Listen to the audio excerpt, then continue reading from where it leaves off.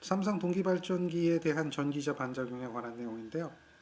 이 문제를 해결하려면 문제에서 주어지고 있는 내용을 이해를 해줘야 됩니다.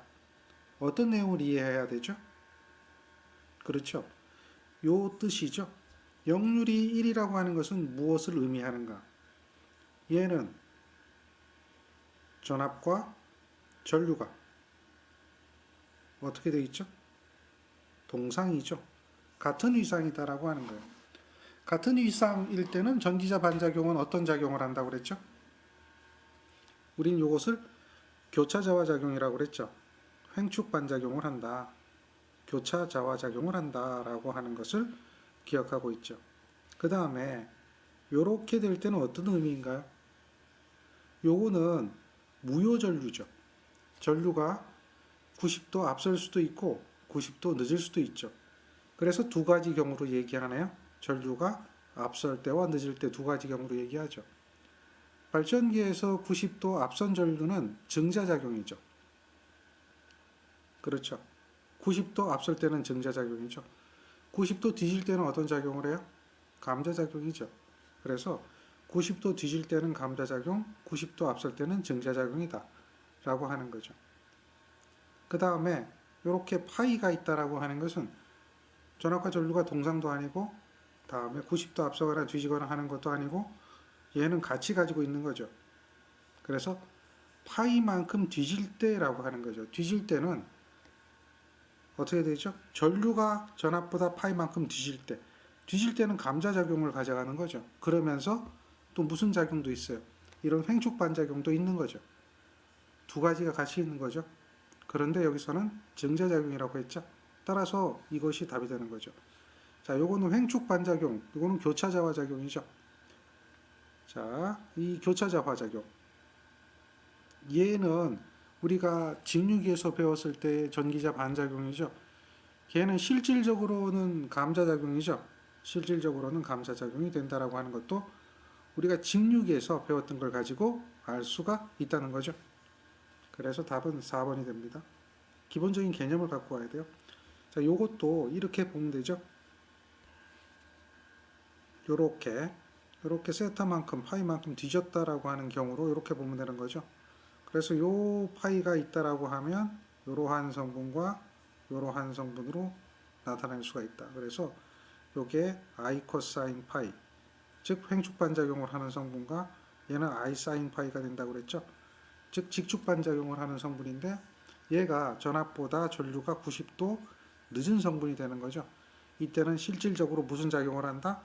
감자 작용을 한다. 이렇게 기억을 하고 있을 겁니다. 그래서 이런 이야기들을 이해하고 정리하고 있어야지만이 이 문제를 풀 수가 있습니다. 자, 이 문제는 동기발전기에서 유기기전력과 전기자 전류가 동상이라고 그러죠. 이때는 무슨 작용하는가 물어봤어요. 무슨 작용이죠? 교차자화 작용이죠. 바로 찾아낼 수 있어야 됩니다. 단락비가 큰 동기발전기를 설명하는 말 중 틀린 것을 찾아라 이렇게 얘기하죠. 단락비는 퍼센트 임피던스하고 반비례 관계가 있다라고 하는 것만 기억을 잘 해주세요. 퍼센트 동기 임피던스하고 단락비는 반비례한다. 따라서 단락비가 크게 되면 임피던스가 작아진다라고 하는 거예요. 리액턴스가 작아진다라고 하는 거죠.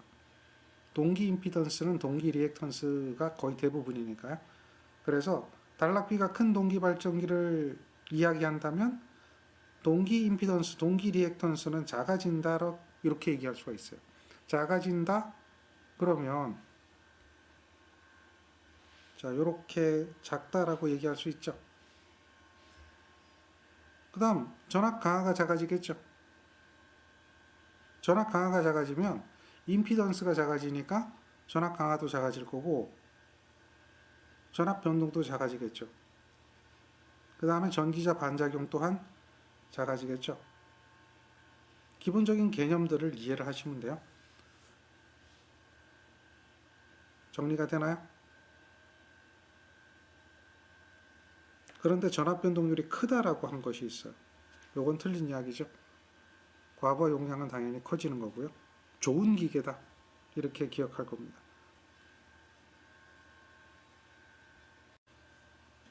동기기의 자기기동이라고 그랬죠. 원래 동기기, 즉 동기 전동기는 자기기동이 안 되는 거잖아요. 그런데 자기기동을 할 수 있는 방법이 있다고 그랬죠. 회전자에다가 유도전동기 회전자와 같은 것을 넣어준다 그랬죠.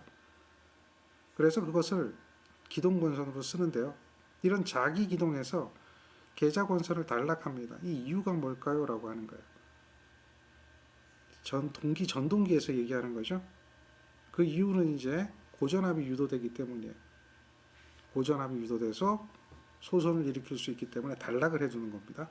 단락이 되면 이렇게 생각하면 돼요. 단락이 되면 전압이 0이 된다. 우리 단락이 되면 접촉점에 대해서는 전압이 0이 되죠. 의미 아시죠? 전압이 0이 되는 거. 그런 것을 생각을 하면 이해가 좀 빠르게 될 겁니다. 한번 볼까요? 삼상 단락이 되었을 때에 대해서 삼상 단락 전류가 흐른다. 계산해봐라 그렇게 얘기하죠.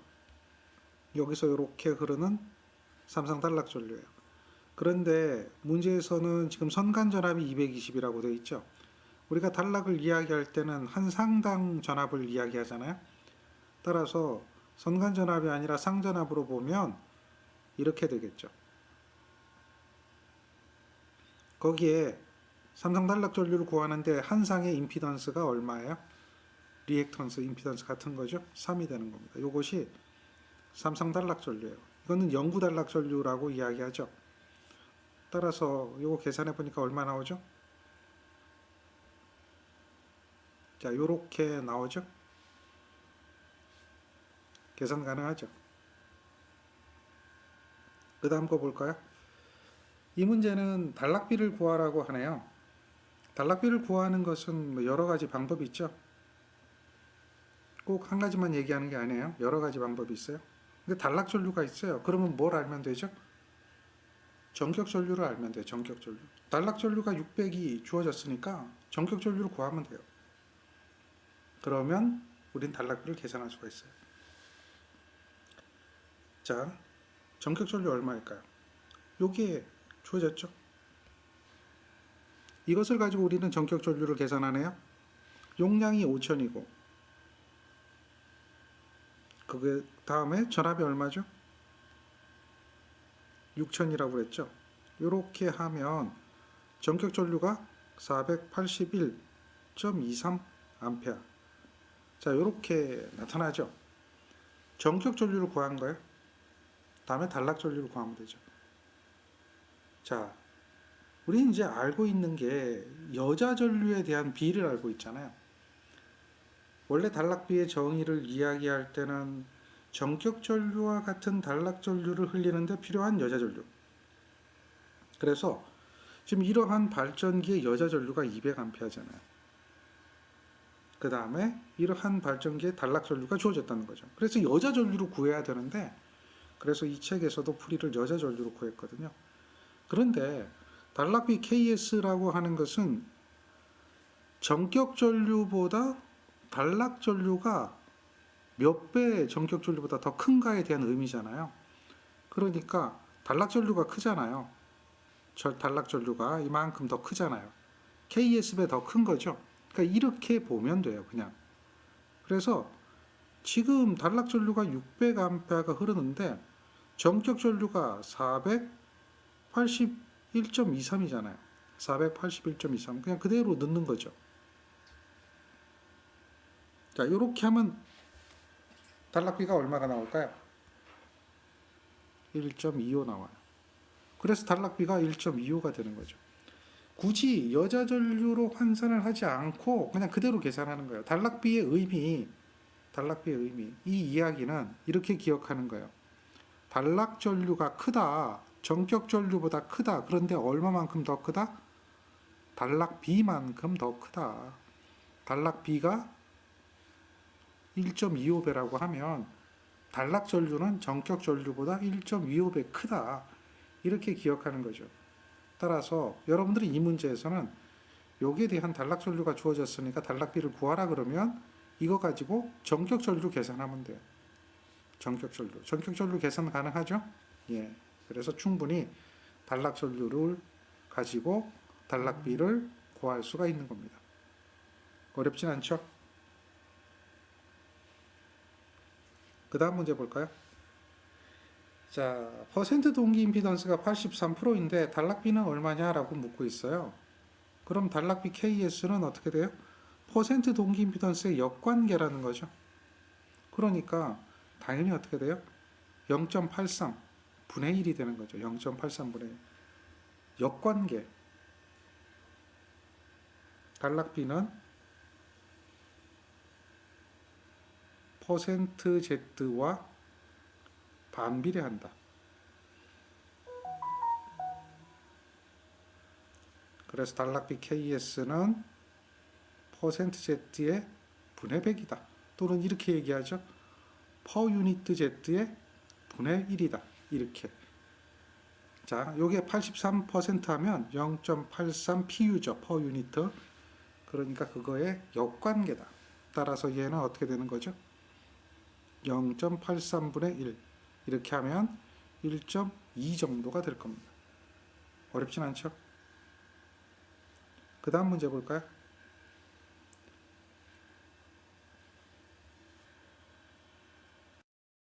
전격 용량, 전격 전압 주어졌죠? 단락비가 1.2라고 되어 있습니다. 단락비가 1.2가 되어 있다. 이때의 일상의 동기 임피던스를 구하라 이렇게 얘기해요. 그러면 동기 임피던스를 계산하는 방법은 여러분들이 퍼센트 Z로 계산을 했었잖아요. 그러니까 어렵게 생각하지 마세요. 이거를 가지고 퍼센트 Z를 구하시는 거예요. 그러면 얘는 어떻게 돼요?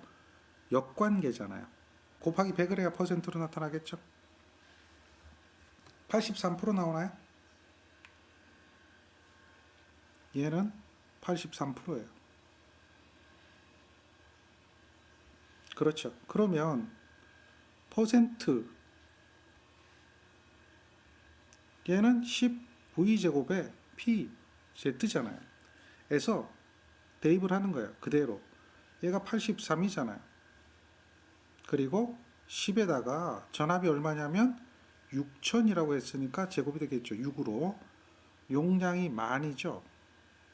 여기에 Z가 되는 거죠. 그러면 여기서 이제 미지수 하나 Z를 계산할 수가 있겠죠. Z는 얼마일까요? 넘어가면 되겠네요. 83에 10에 6의 제곱이 되겠고요. 만으로 나눠주면 되겠죠. 그러니까 얘는 얼마 나와요? 3옴이 나온다. 3옴. 즉 주어진 단락비를 가지고 우리는 뭘 계산해야 된다고요? 퍼센트 Z를 계산해 줘야 된다. 그러면 퍼센트 Z의 식에서부터 Z를 구할 수가 있는 거죠. 동기 임피던스를 구한다. 어때요? 할 수 있죠? 자, 이 정도는 여러분들이 충분히 가능하리라고 생각을 합니다.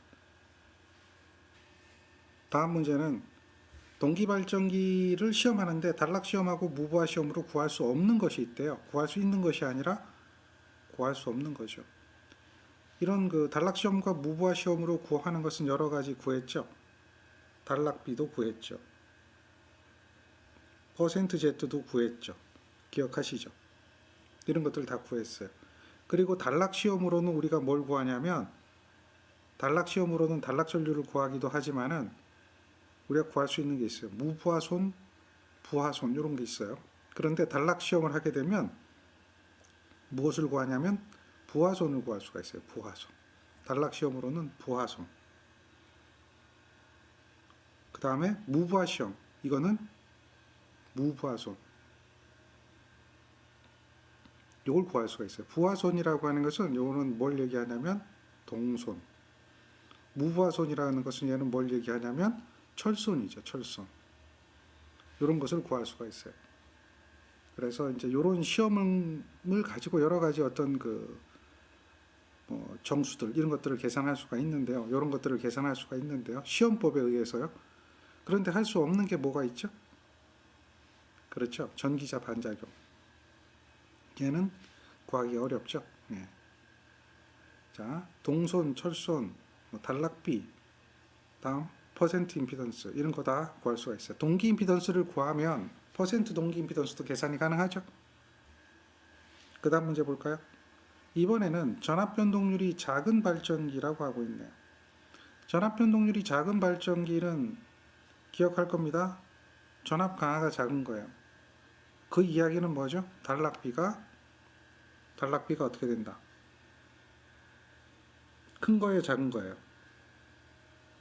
단락비가 큰 발전기가 되는 거죠. 단락비가 큰 발전기가 전압 변동률이 작은 발전기다라고 할 수가 있어요. 그래서 그걸 찾아라. 그러면 전압 변동률이 작으면 동기 리액턴스 작죠.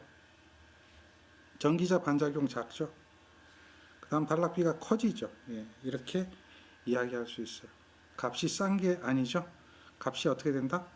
비싸지죠. 이런 것들 참고하시고요. 철이 많이 사용돼서 얘는 무슨 기계죠? 철기계입니다. 얘가 좋은 이유 중에 특별한 게 있죠. 이렇게 충전 용량이 여유가 있다는 얘기죠. 그래서 과부하 내량이 견디게 된다. 과부하 내량이 커진다. 뭐 이런 이야기가 될 거예요. 그런 것들 때문에 단락비가 큰 발전기는 일반적으로 어떤 기계적 특성, 전기적 특성이 좋아진다라고 이야기를 할 수가 있는 거죠. 정리하셔야 됩니다. 그 다음 단락비가 큰 동기기에 대한 설명에서 옳지 않은 것을 물어봤죠. 옳은 것이 아니라 뭘 물어봤어요? 옳지 않은 거예요. 어떤 걸까요? 바로 보여요? 예, 보여야 됩니다. 단락비가 큰 동기기에 대한 설명이라고 했기 때문에 충전 용량이 작다. 이게 아니죠. 가장 큰 이유 중에 하나가 충전 용량이 커서 과부하 내량 이것이 커진다라고 하는 거죠. 여유가 있는 그런 기계, 비싼 기계 이런 것들을 생각하셔야 되겠죠. 어렵지 않죠? 자, 그 다음 계좌를 변화시킨다고 그랬어요. 동기발전기 병렬 운전에 관한 이야기인데요. 계좌를 변화시킨다라고 하고 있어요. 계좌라고 하는 것은 여자의 변화죠. 여자가 변화가 된다는 이야기는 뭘 얘기하죠? 기전력의 크기의 변화입니다. 여자, 자속이 변하면 기전력의 크기가 변화가 된다. 이렇게 돼요. 크기가 변화가 된다는 얘기는 뭐가 흐른다는 거죠? 무효순환전류가 흐르는 거죠. 무효순환전류가 흐르는 거죠. 크기가 바뀌면 무효순환전류, 즉 역률이 변화된다라고 하는 거죠. 그래서 여자를 변화시키면 어떻게 되는가라고 하면 무효순환전류가 흐른다라고 이야기하게 되는 거죠. 여기서 유효순환전류가 흐른다 이렇게 되어지는 것은 무엇을 변화시켜야 될까요? 원동기의 변화죠. 원동기. 원동기 출력의 변화를 가져와요. 원동기는 발전기를 구동하는 거잖아요. 그래서 이것을 가져오면 위상의 변화가 생기죠. 위상의 변화가 생겨요. 그래서 위상 차이가 생기게 되잖아요. 그러니까 동기화 전류, 수수 전류 이것이 생긴다라고 볼 수가 있는 거죠. 동기화 전류, 수수 전류가 생기는 이유 이것은 원동기 출력에 대한 변화가 될 것이다. 이렇게 기억하시면 되겠습니다. 그 이야기가 다음 문제에 나오는 거죠. 자, 요거는 이제 무효순환 전류에 대한 이야기인데요. A, B 두 대 동기발전기 병렬 운전 중에 계통의 주파수를 바꾸지 않고요. 주파수가 일정한 거예요. B기의 역률을 좋게 하려면 이렇게 얘기했어요. B기의 역률을 좋게 하려면 역률은 무효순환 전류에 의해서 변화가 된다. 즉 여자의 변화다라고 하는 거죠. 따라서 이렇게 보면 되죠. A기의 역률이 커진다. 역률 증대가 되는 거예요. 이렇게 하려면 어떻게 해야 될까? A기의 여자를 줄여야 될까 낮춰야 될까 이걸 생각해 보면 되는 거죠. A기에 만약에 역률을 증대한다라고 하면 여자, 즉 여자라고 하는 것은 뒤진 무효순환 전류죠. 그러니까 이 여자가 A기의 여자가 어떻게 돼야 돼요? 작아져야 되는 거예요. A기의 역률이 증대된다면 A기의 여자 뒤진 무효순환 전류가 작아져서 상대적으로 앞선 무효순환 전류가 더 크게 만들어주는 거죠. 그래야 A기의 역률이 좋아지는 거잖아요. 그렇죠? 지금 B기의 역률을 좋게 한다라고 하면 어떻게 해요? B기의 여자를 어떻게 해줘? 줄여줘야 되는 거예요. B기의 여자를 줄여줘야 되는 거예요. 그런데 지금 보세요. B기의 여자를 줄인다라고 하는 것은 여기는 없단 말이에요. 그럼 반대적인 개념을 생각해야 되겠죠. A기의 여자가 줄어들면 A기의 역률이 증대되는데 그럼 상대적으로 B기의 역률은 감소된다라고 얘기할 수가 있잖아요. 그러니까 상대적인 개념을 생각해야 돼요. A기의 여자를 높여주면 어떻게 될까요? A기의 여자를 높여주면 여자가 증가되니까 A기의 역률은 증대되는 게 아니라 어떻게 되죠? 여자, 뒤진 무효순환 전류가 흐르니까 A기의 역률은 떨어지는 거예요. A기의 여자가 증가되니까 뒤진 무효순환 전류가 증가되니까 뒤진 전류가 증가되니까 그럼 상대적으로 B기는 어떻게 되죠? B기는 역률이 좋아지는 거죠. 이렇게 생각을 하시면 돼요. B기의 역률을 좋게 하려면 A기의 여자를 갖다 높여줘야 B기의 역률이 좋아지는 거죠. A기의 역률은 떨어지는 겁니다. 대신에 B기의 역률은 증대되는 거죠. 이런 개념을 머릿속에서 생각을 해줘야 돼요. A기의 여자를 증대시켜준다. 잘 기억하세요. 여자의 변화가 곧 뭘 가져온다? 그렇죠? 예, 여자의 변화가 역률의 변화, 즉 무효전류, 무효전력 뭐 이것에 대한 분담이라고 보시면 되겠죠. 정리되죠? 자, 그 다음 문제 볼까요? 동기전동기의 위상 특성 곡선입니다. 이게 V 곡선이라고 하죠. 자, 이렇게 되어 있는데 이렇게 점점 된 부분이 역률이 1인 지점이 되겠죠. 여기가 역률이 1인 지점이 되는 거죠. 그러면서 여기가 용량이 제일 적고요. 용량이 커질수록 전기자 전류가 위로 올라갑니다. 따라서 부하가 가장 큰 거, 용량이 가장 큰 거 찾아라 그러면 요것이 되겠죠. 그리고 여기서 이렇게 계자 전류를 변화시키면 이렇게 전기자 전류가 변화가 되고 또 뭐가 바뀌어요? 역률이 바뀐다. 그래서 여자 전류, 계자 전류의 변화는 전기자 전류의 크기가 바뀌고 또 역률이 변화가 된다. 이렇게 기억하시면 되겠죠.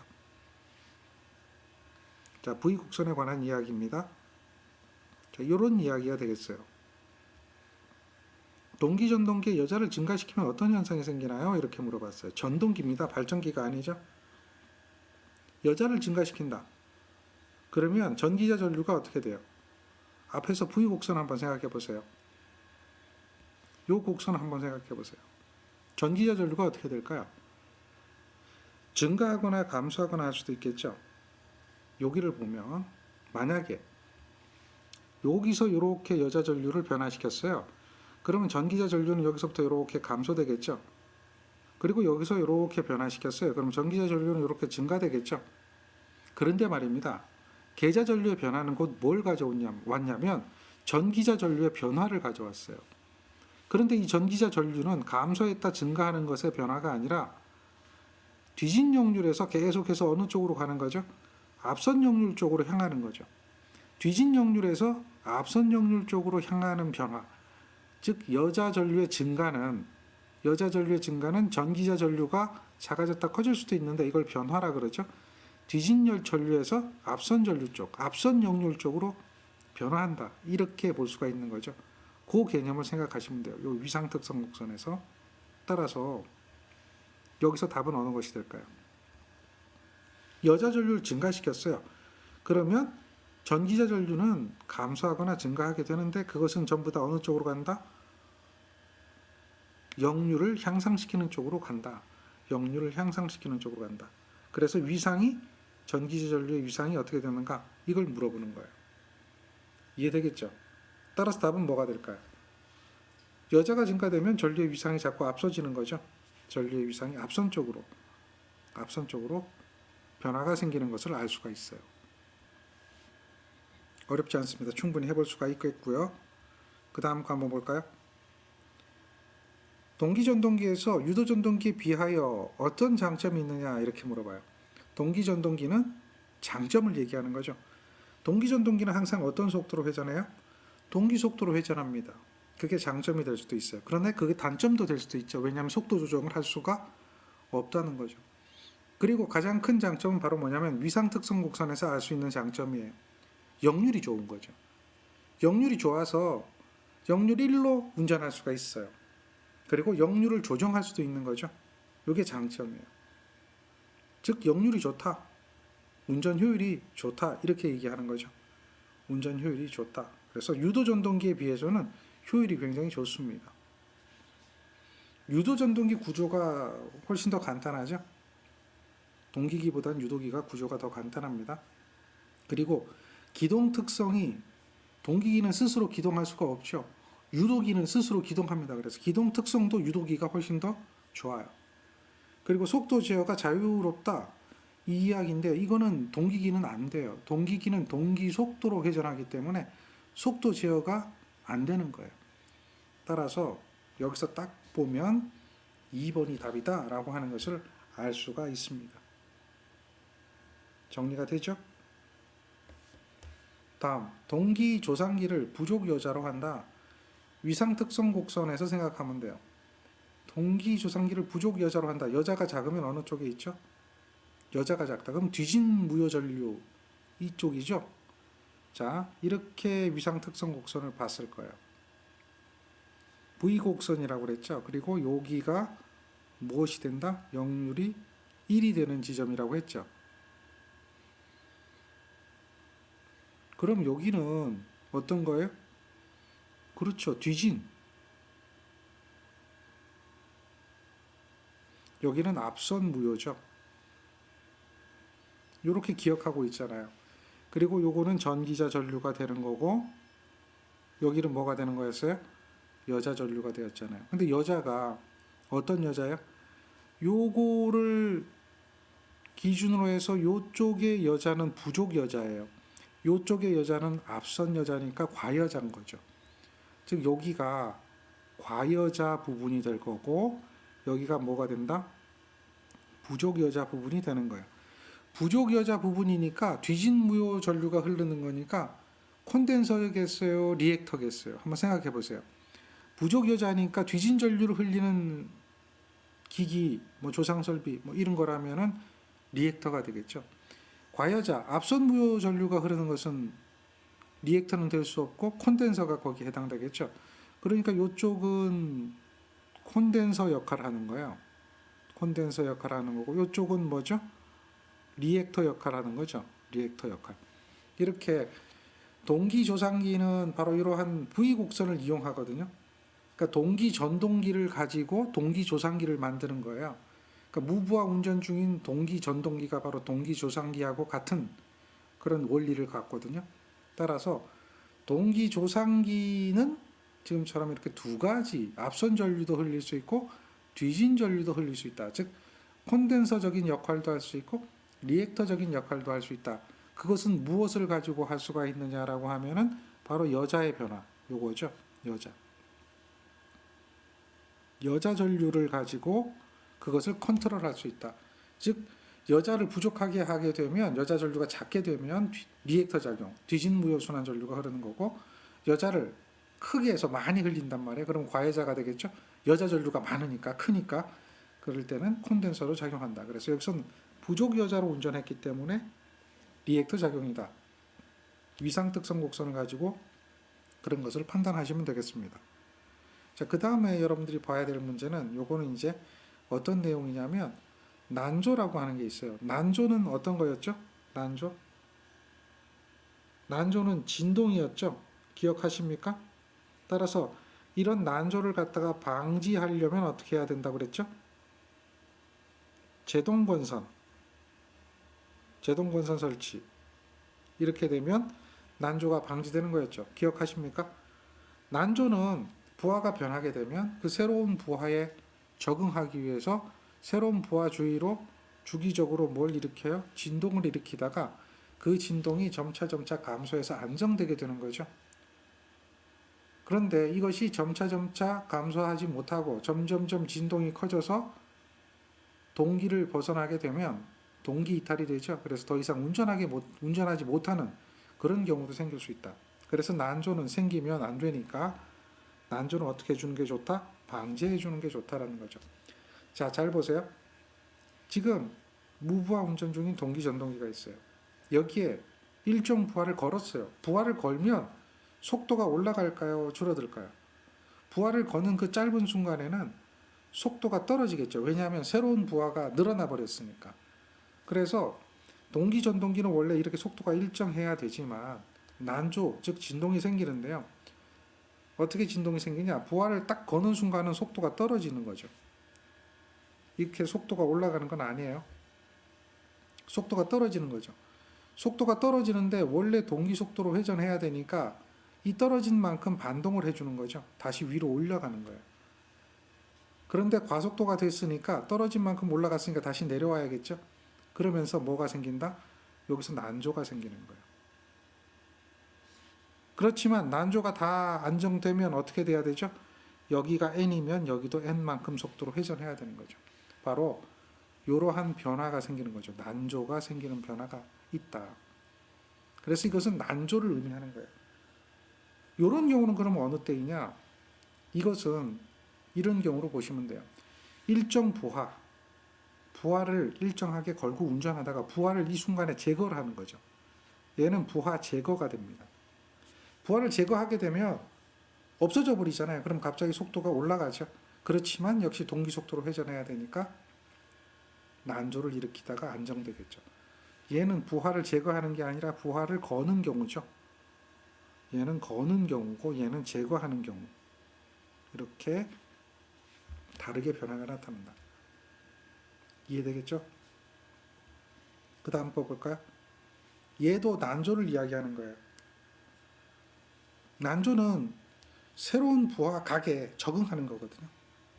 그래서 이런 변화가 생겨요. 부하각이 있다면 난조를 일으키다가 새로운 부하각에 적응. 이렇게 되는 거예요. 이게 부하각. 델타는 뭘 얘기하는 거죠?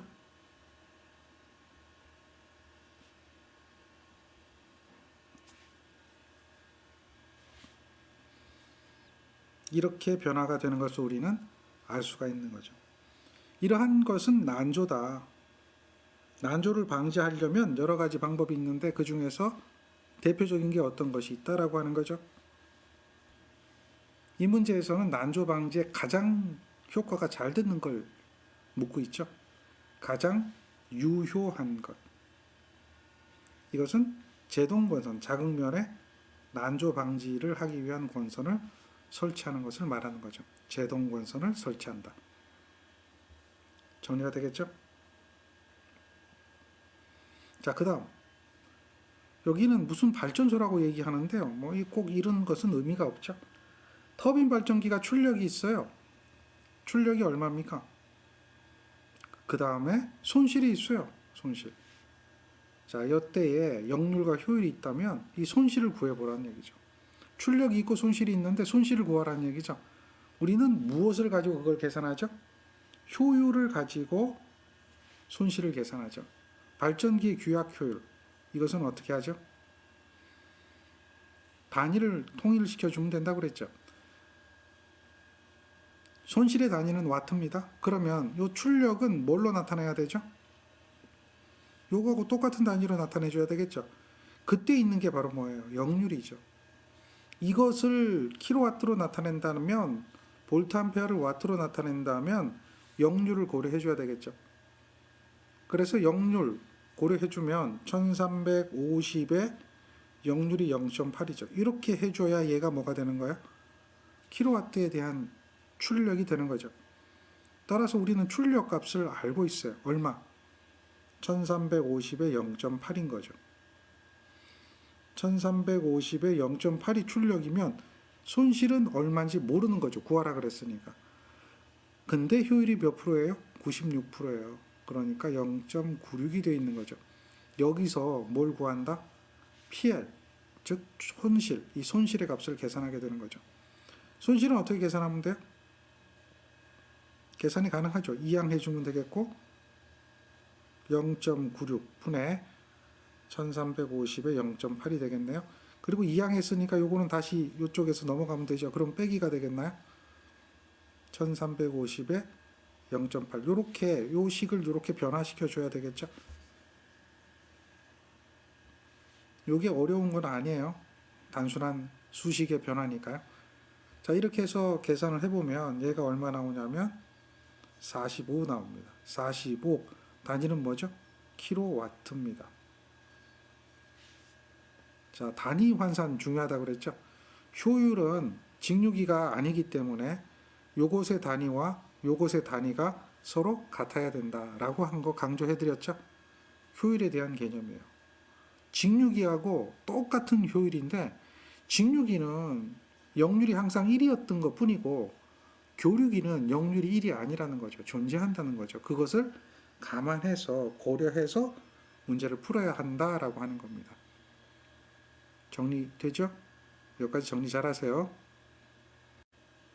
변압기 부분 살펴보겠습니다. 변압기 부분은 실기 시험 문제하고 밀접한 연관성을 가지고 있고요. 또 실무에서도 항상 여러분들 옆에 있는 그런 기기 중에 하나니까 원리부터 잘 이해해 두면 도움이 많이 될 것입니다. 변압기의 원리는 상호유도작용이죠. 자, 변압기의 원리와 구조라고 우리가 알고 있는 전동기나 발전기 원리처럼 변압기도 원리가 있습니다. 자, 먼저 구조부터 보면 변압기는 여기에 보면 철심이 있어요. 철심. 철심은 얘도 무슨 강판을 쓰죠? 규소 강판이죠. 규소 강판을 씁니다. 규소 함량이 조금 높아요. 4% 함유. 규소를 쓰는 이유는 기억하시죠? 철손. 이것을 줄여주기 위해서. 철손 중에서도 무슨 손이에요? 히스테리시스 손. 이것을 줄여주기 위해서. 똑같이 규소 강판을 씁니다. 그 다음 여기에 있는 권선이 있어요. 요거는 1차 권선입니다. 코일이란 얘기죠. 여기 있는 것은 뭐가 되느냐? 2차 권선이에요. 1차 권선과 2차 권선이 있고 그래서 2권선이 되죠. 권선이 두 개가 있습니다. 그런데 3권선도 있어요. 3차 권선. 그런 특수 변압기가 되겠죠. 이렇게 되어 있는 구조예요. 구조는 간단하죠. 철심과 그 다음에 권선으로 이루어져 있고요. 권선은 감습니다. 이때에 여기를 잘 보세요. 여기에 요 놈이 1차에 전압을 가하면 요게 이제 가한 전압이 되겠죠. 그럼 1차 전류가 흐릅니다. 그럼 여기에는 이러한 유기기전력이 생기는 거죠. 유도기전력, 유기기전력, 기전력이 생깁니다. 1차에 기전력이 생겨요. 그리고 코일을 감았기 때문에 무엇가 만들어지죠? 이렇게 나가는 게 자속입니다. 자속. 이 자속이 1차죠. 1차에서 나가는 자속이 생겨서 그 자속이 그대로 2차로 이렇게 되는 게 뭐가 된다고 그러죠? 쇄교한다 그러죠. 쇄교하게끔 구조를 만들어주는 거예요. 자속입니다. 변압기의 유기기전력은 그럼 어떻게 나타나는가? 이것을 한번 살펴볼게요. 이렇게 보면 유기기전력이 이렇게 나와요. 이게 어떻게 만들어지는가? 4.44 FM5다라고 하는 거죠. 이것이 어떻게 만들어지는가 우리는 한번 살펴봐야 됩니다. 어려운 얘기는 아니고요. 간단한 미분 정도만 여러분들이 알고 있으면 충분히 할 수가 있습니다. 변압기의 기전력은 여기를 보세요.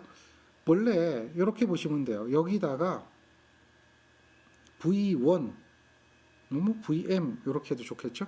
최대값에 사인의 세타, 오메가 t를 세타로 놓은 거예요.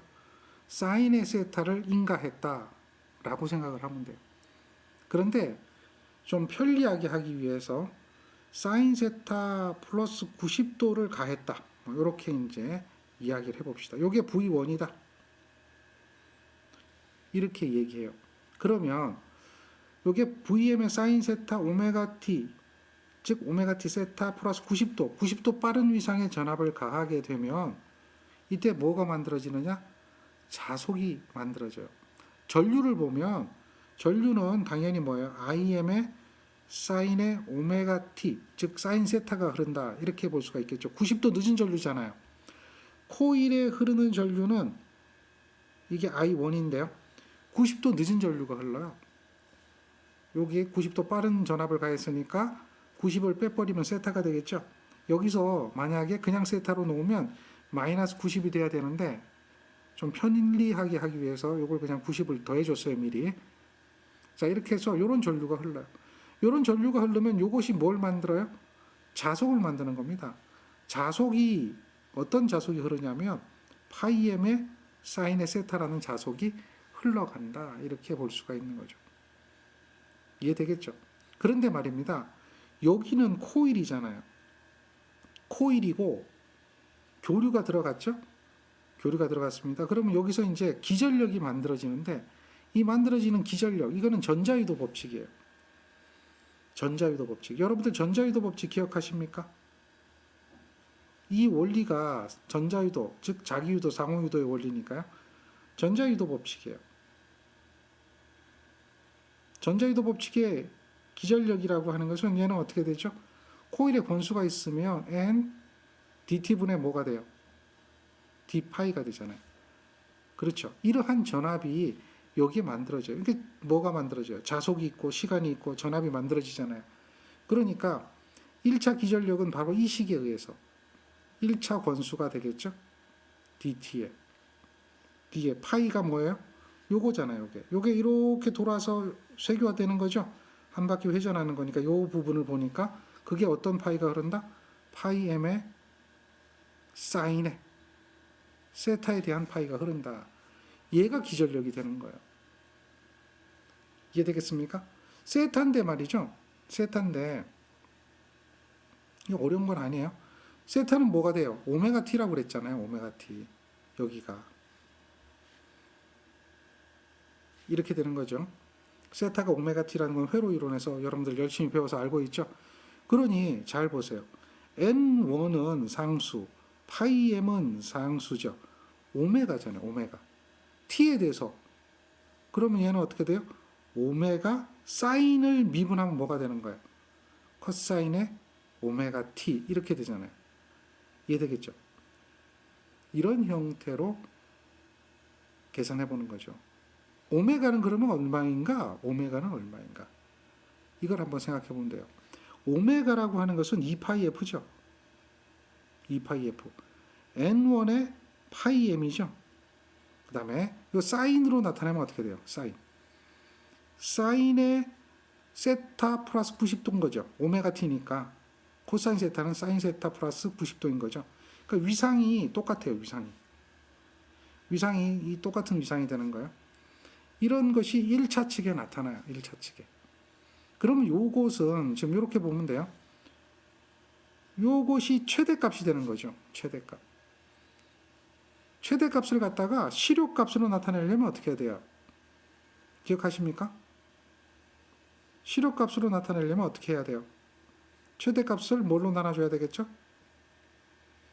최대값을 루트 2로 나눠줘야 되는 거죠.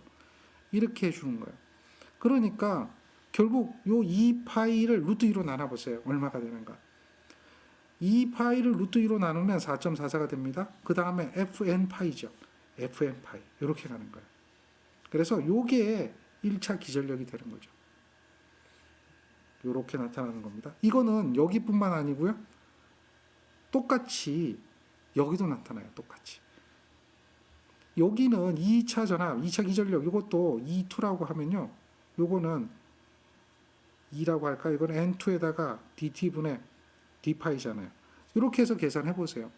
그러면 똑같아요. 이것도 계산해 보면 얼마 나오느냐? 2파이 f n2 파이 m 사인의 세타 플러스 90도. 그러니까 위상에는 변화가 없다는 거예요.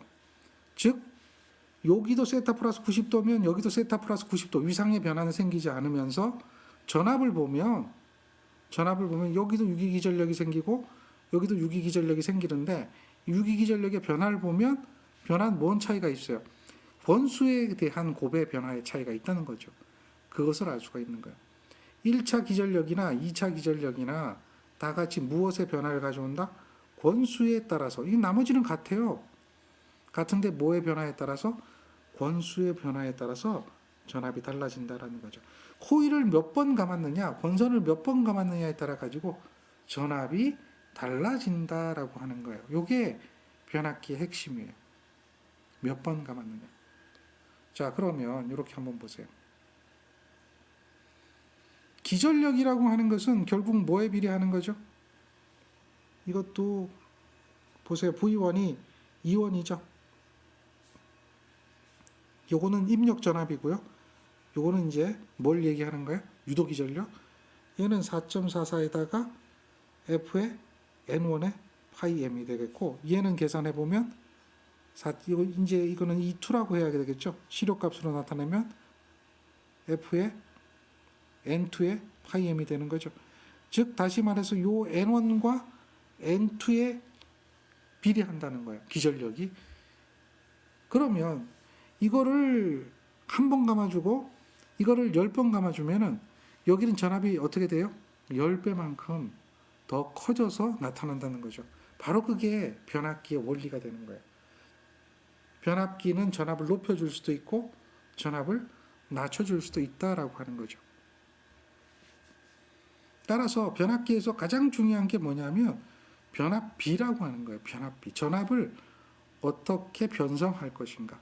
변성하는 거잖아요. 전압을 변성하는 것. 변압비. 이거는 1차 기전력과 2차 기전력의 비를 전압비라고 하거든요. 변압비가 곧 전압비죠. 그런데 이거를 1차 기전력, 2차 기전력을 집어넣어 보니까 약분돼서 없어지죠. 약분돼서 없어지고 약분돼서 없어지죠. 뭐만 남아요? 변압비가 곧 권선비죠. 변압비가 곧 뭐라고요? 권수비가 된다라고 하는 걸 알 수가 있어요. 즉 1차 단자전압과 2차 단자전압의 그 크기 비는 권수비가 된다라고 하는 거예요. 권수비. 이렇게 볼 수가 있는 거죠. 자, 요게 되는 거죠. 그래서 우리는 변압비가 이퀄 권수비다. 변압비가 곧 뭘 얘기하는 거죠? 권수비다. 이렇게 기억하는 거예요. 그래서 변압기는 바로 이 권수비가 제일 중요한 요소가 되는 겁니다.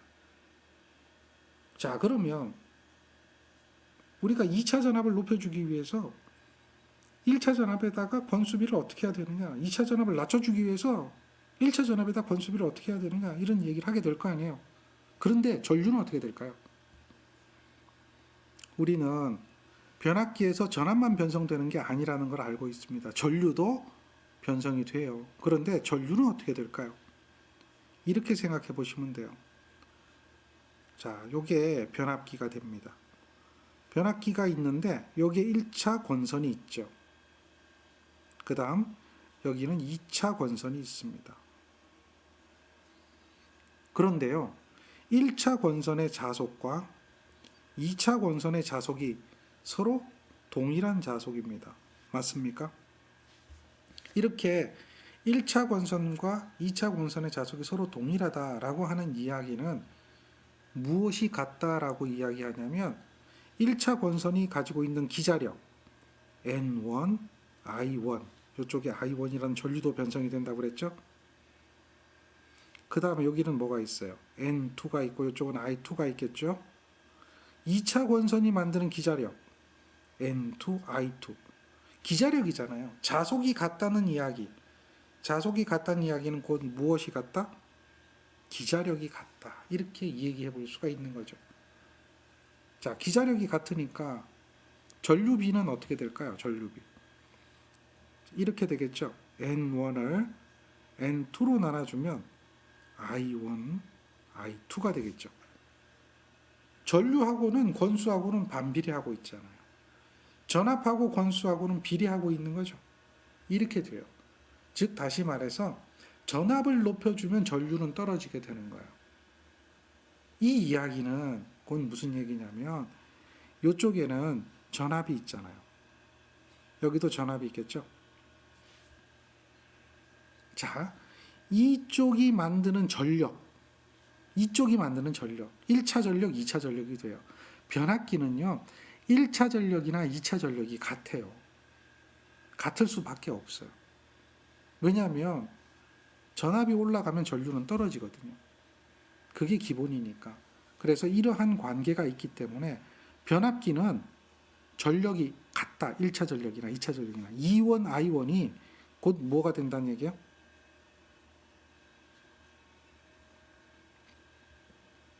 이렇게 되는 거예요. 그래서 우리 변압기를 이야기할 때 변압기 전격이라고 하는 거죠. 전격이 예를 들면 뭐 5kV짜리다. 그러면 한번 얘기해 보세요. 이 5kV가 1차입니까? 2차입니까? 변압기 전격이 5kVA라면은 이 5kVA는 1차 전격, 2차 전격을 따지지 않습니다. 똑같습니다. 1차 측에서 봐도 5kVA이고 2차 측에서 봐도 5kVA입니다.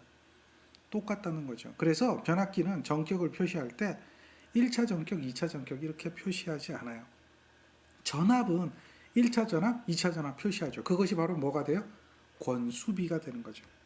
변압기는 항상 권수비가 존재하고요. 전격은 1, 2차로 나누지 않는다. 같다는 겁니다. 똑같다. 즉 1차 측에서 바라본 전력이나 2차 측에서 바라본 전력이라 그 전력이 어떻다? 동일하다라고 하는 게 변압기의 기본적인 원리가 된다는 거죠. 따라서 변압기의 권수비는 어떻게 표시가 되냐면 이렇게 표시할 수가 있습니다. 권수비. 전압비가 되고요. 권수비가 되고요. 전류비는 어떻게 되죠? 역관계가 되고 있다라고 하는 겁니다. 전류비는 어떤 관계다? 역관계다. 그래서 이렇게 표시가 되는데요. 이게 이제 변압기에서 가장 기본적인 이야기가 되는데요. 여기서 잠깐 이 변압기의 권수비를 이야기할 때 임피던스 B하고는 또 어떤 관계가 있을까요? 이렇게 물어보는 경우도 많아요. 임피던스 B. 이 이야기는 요걸 생각하면 돼요. 변압기 권수비 A라고 하는 것은 전압비가 되거든요. 그러면 전압일 때의 임피던스는 어떻게 되느냐? Z2I2가 되겠죠. 이거는 Z1I1이 되겠죠. 1차 측, 2차 측으로 나눠 볼 수가 있어요. 그러면 이게 뭡니까? I1, I2가 되어 있는 이 부분은 요게 Z2분의 Z1에다가 요게 A의 역수 관계가 있지 않느냐. 그래서 요게 요렇게 되는 거니까 이것을 갖다가 어떻게 해줘요? 이항해 주는 거죠. 이항. 이항이란 말 아시죠?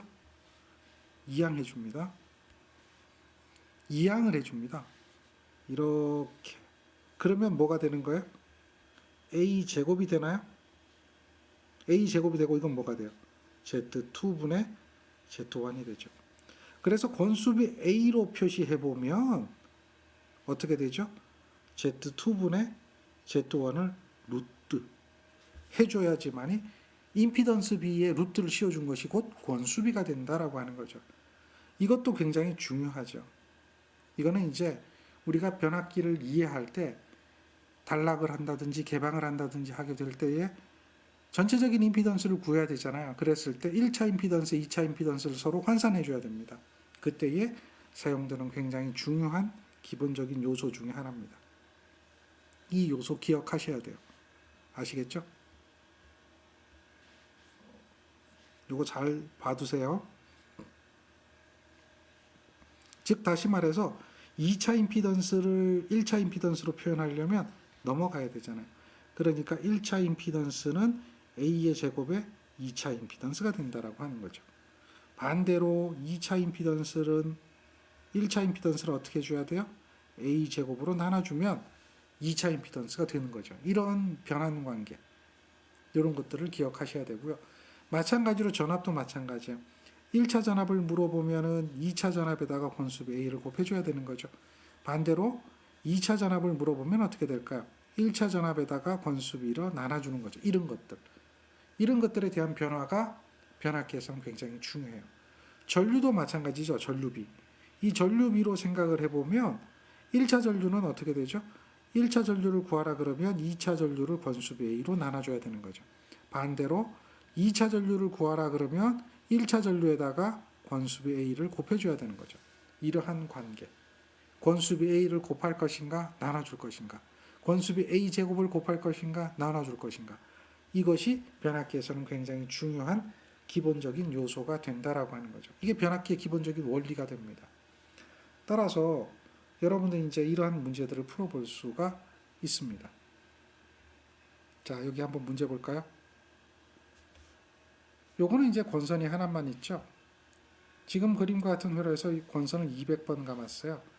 여기에 60Hz, 60V 정협화 전압을 인가했거든요. 그랬을 때 자속이 얼마가 될까요? 라고 물어요. 자속. 그러면 여기서 만들어지는 기전력이 있잖아요. 기전력은 우리 어떻게 계산했어요? 전자유도 법칙에 의해서 계산했죠. 기전력 2를 계산해보니까 얼마예요? 4.44에 4.44 많이 나오죠.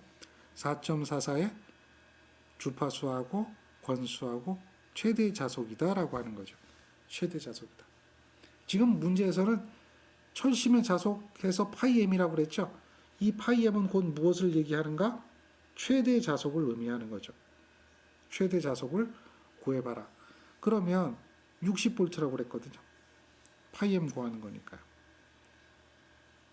계산 가능하죠? 얼마를? 60을. 4.44의 주파수가 얼마예요? 60Hz라고 그랬죠? 권수가 얼마라고 그랬어요? 200번 감았다고 그랬죠? 이렇게 해서 계산기 눌러주면 1.126 10의 마이너스 3승 이렇게 나오죠. 요 정도는 여러분들이 충분히 가능합니다. 그리고 요것이 왜 나왔는가? 요것이 왜 나왔는가라고 하는 것은 이해할 수가 있을 거예요. 얘는 뭘로 구했다? 전자 유도 법칙. 기억하시겠죠? 자, 그렇게 해서 계산이 됩니다. 자, 변압기에 대한 이야기인데요. 기본적인 원리입니다. 문제에서 보니까 이런 내용이 있어요. 요게 이렇게 되어 있네요. 이게 권수비라고 되어 있죠. 그런데 권수비인데 또 다른 말로 뭐하고 똑같다고 그랬어요? 전압비하고 같다는 얘기죠. 이 이야기는 곧 무슨 이야기입니까? 6000/220이라는 얘기는 1차 전압 대 2차 전압이란 얘기죠. 이런 이야기예요. 그래서 1차 전압이 6600이고 2차 전압이 220이다 라고 하는 것을 의미하고 있는 거예요. 전압비입니다. 이때에 1차 유기기전력은 약 얼마일까요? 라고 물어요. 자, 얼마입니까? 이런 것들이 주어졌을 때. 그러면 1차 유기기전력 E1이라고 하는 이것은 어떻게 계산이 될까요? E1이라고 하는 것은 4.44의 F의 N1의 파이 M 이렇게 되겠죠. 자, 최대 자속 밀도가 주어졌어요. 이대로 계산하시면 되잖아요. 그러면 1차 유기기전력은 4.44의 주파수 60Hz의 권수가 얼마라고요? 1차잖아요. 1차. 1차 전압비이면서 이거는 뭘 얘기하죠? 1차 권수입니다. 슬러시 2차 권수. 그러니 1차 권수가 얼마죠? 6600이잖아요. 그죠? 1차 권수가 6600. 이렇게 넣으면 되죠. 거기에다가 얼마죠? 최대 자속이 얼마다? 최대 자속 밀도가 주어졌으니 자속 밀도에 대한 개념으로 문제를 풀어야 되겠죠. 자속 밀도라고 하는 것은 어떻게 계산하죠? 면적당에 대한 최대 자속이 되겠죠. 이게 자속 밀도잖아요. 그러니까 최대 자속이라고 하는 것은 어떻게 해주죠? 자속 밀도에다가 면적을 곱해주는 거예요. 그래서 자속 밀도가 1.2가 되고 면적이 얼마입니까? 단면적이 0.02가 되어 있죠. 이렇게 해서 요것이 뭐가 된다? 최대 자속을 구한 거죠. 그래서 요거 계산해 보면 얘가 얼마 나오냐면 42,900 2,000 이렇게 나오나요? 198 나오나요? 4, 2, 1, 9, 8 이렇게 계산기 그대로 눌러보세요. 어려운 얘기는 안 해요. 문제가 뭐가 있냐면 요거를 기억을 잘 하시면 돼요. 자속 밀도. 유기기전력의 식은 잘 기억할 겁니다. 이렇게 된 건 알고 있을 거고요.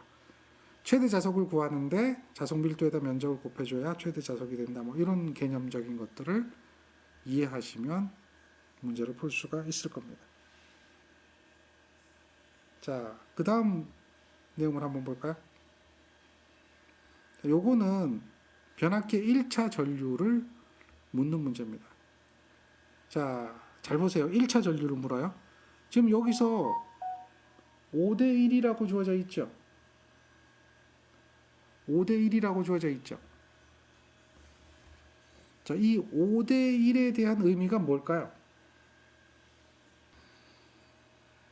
이것의 의미는 1차 권수하고 2차 권수의 권선비겠죠. 권선비가 5대 1이라는 얘기예요. 권수비. A가 5라는 이야기죠. A가 지금 현재 5다. 그래서 요게 권수비 A가 5라는 의미를 여러분들 기억하고 있어야 됩니다. 그러면 지금 2차 전류가 얼마인지 알아야 1차 전류를 계산할 수 있을 거 아니에요. 그런데 1차 측의 전압이 100V니까 2차 측의 전압이 몇 볼트인가 이거를 생각해 볼 수가 있는 거죠. 2차 측의 전압은 1차 측의 전압을 권수비로 나눠줘야 되겠죠. 5로 나눠주는 거죠. 그러니 100V를 5로 나눠주는 거예요. 이거는 100V를 5로 나눠주면 얼마죠? 20V가 되겠죠. 그러니 여기에 흐르는 전류가 얼마입니까? 여기에 흐르는 전류가 20V에 5ohm이잖아요. 요게 전류가 되겠죠. I2가 되겠죠. I2는 얼마예요? 4A가 되죠. I2가 4A가 된다. 그러면 I1은 어떻게 될까요? I1. I1은 I2를 어떻게 해줘야 되죠? 우리가 계산하는 것은 여기에 흐르는 I1이잖아요. I1은 I2를 어떻게 해줘야 돼요? 권수비로 나누는 거죠. 그래야 되잖아요. 그러니까 얘가 얼마예요? 4A였죠. 권수비 얼마죠? 5죠. 얼마입니까? 0.8A. 이렇게 계산할 수가 있죠.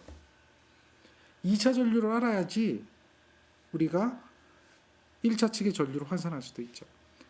그런데 문제를 꼭 이렇게만 푸는 게 아니에요. 푸는 방법은 여러 가지가 있겠죠. 이거 한번 생각해 보세요. 환산이라는 개념인데요. 여기에 있는 5ohm을 1차 측으로 환산해 보세요. 즉 권수비 A를 한번 이렇게 생각하면 돼요. A 제곱이라고 하는 게 이거였잖아요. R2분의 R1이었잖아요. 그러면 R1으로 환산을 해보면 A 제곱에 R2가 되는 건가요? 그러니까 5ohm이 1차 측에 있다라고 생각을 해보면 이렇게 되겠죠. 5의 제곱에 얼마예요? 5ohm이죠. 5의 제곱에 권수비가 5니까 이렇게 되잖아요. 5의 제곱에 권수비의 제곱에 이렇게. 그러면 여기에 흐르는 전류를 구하라. 그러면 I1이라는 전류는 어떻게 돼요? R1이 5의 제곱에 5ohm인 거고 거기에 전압이 얼마예요? 100V잖아요. 이렇게 해보는 거죠. 이해되겠나요? 이것이 얼마인가? 이것을 계산해 보라는 얘기죠. 똑같은 이야기가 나올 겁니다. 다르게 나오지 않을까요? 100을 5의 제곱에 곱하기 5로 나눠보면 얘가 얼마 나오죠? 0.8이 나올 겁니다. 그럴 수밖에 없는 거죠. 그러니까 문제를 푸는 방법은 한 가지만 있는 게 아니라 여러 가지 방법이 있다는 거죠. 이러한 환산 관계, 권수비의 관계, 환산되는 관계, 이러한 관계를 잘 기억하고 있어야지 이 문제를 풀 수가 있다는 거죠. 자, 의미 기억하세요. 권수비에 대한 의미. 권수비가 2차, 1차에 대한 환산 관계. 이것을 여러분들 할 수가 있어야 된다. 그것을 나타내고 있다라고 하는 거예요. 이런 관계, 전류도 환산할 수 있고 전압도 환산할 수 있고 임피던스도 환산할 수 있고 요 관계 이것이 변압기에서 가장 중요한 핵심적인 부분이 된다라고 하는 겁니다. 다음 문제입니다.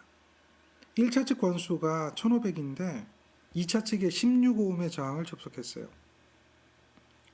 자, 이 저항은 1차 측으로 환산하면 8000이 됐대요. 그러면 2차 측 저항이 2차 측 권수가 얼마일까요? 자, 2차 측 저항이 16오음입니다. 1차 측으로 환산하니까 8000이 된 거죠. 이 이야기는 곧 뭘까요? 2차 측에 접속한 저항 R2가 있는데 얘가 16이에요. 1차 측으로 환산한 저항 R1을 구해보니까 얘가 얼마죠? 8000인 거죠. 그러면 이 두 가지 식을 가지고 우리는 권수비 A를 구할 수가 있는 거예요. A 제곱이니까 A는 R2분의 R1을 어떻게 해줘야 돼요? 루트 해줘야 되겠죠. A 제곱에 대한 개념이니까. 문제에서 이 조건이 주어진 걸 기억하시면 돼요. 이건 다 이미 조건이 주어졌으니까. 그래서 계산해보면 16분의 8000. 이것을 루트 씌워주면 되겠나요? 요 값이 나와요. 요게 권수비거든요. 그런데 문제는 뭐냐면 1차 측 권수 주어져 있고 2차 측 권수를 구하는 거죠. 권수비 A는 어떻게 계산하죠? 권수비 A는 2차 측 권수분의 1차 측 권수다라고 하는 거죠. 요 관계예요. 우리는 뭐를 계산하면 된다? N2를 계산하면 된다. 요게 2차 측 권수분의 1차 측 권수니까요. 따라서 N2라고 하는 2차 측 권수를 계산할 수가 있겠나요? 얼마죠? 1500을 요걸로 이항해 주면 되겠죠. 루트 16에 8000이죠. 요렇게 해서 계산해 주시면 돼요. 그럼 얼마 나온다? 67회. 얘가 뭘 의미하고 있다? 권수비를 의미하고 있다. 얘가 권수비를 의미하고 있다. 이 권수비에 대한 개념 이것을 이해하셔라. 변압기는 제일 중요한 게 바로 뭐다? 권수비다라고 하는 겁니다.